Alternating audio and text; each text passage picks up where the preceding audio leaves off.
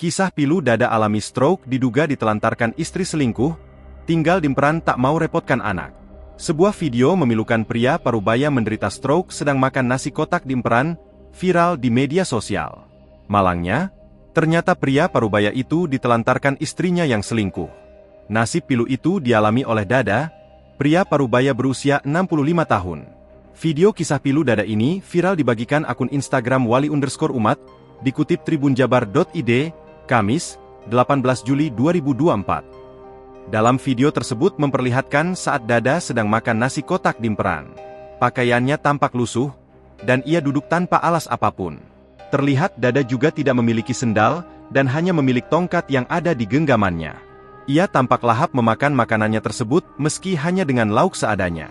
Diketahui Dada makan nasi kotak tersebut pemberian dari orang lain. Perekam menghampiri Dada dengan maksud baik, yaitu memberikan uang Rp50.000 sebagai sedekah. Kepada perekam, Dada menceritakan kisah pilunya yang mengalami stroke. Ia mengaku dirinya sudah mengalami stroke sudah 2 tahun. Meski stroke ringan, Dada perlu mendapatkan perawatan yang baik. Namun karena keterbatasan biaya, ia hanya bisa bertahan hidup dengan penyakit yang dideritanya itu. Mirisnya, karena stroke ternyata Dada ditelantarkan keluarganya.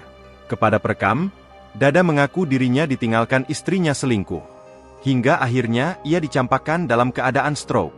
Saat ditanya kemana keberadaan anak-anaknya, Dada mengaku dirinya tak mau merepotkan anaknya.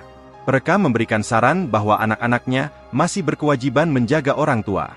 Mendengar saran tersebut, tampak Dada hanya bisa terdiam dan termenung. Namun, Dada mengungkap bahwa selama ini dirinya hanya bisa bertahan hidup dari belas kasihan orang lain. Download Tribun X sekarang, menghadirkan lokal menjadi Indonesia.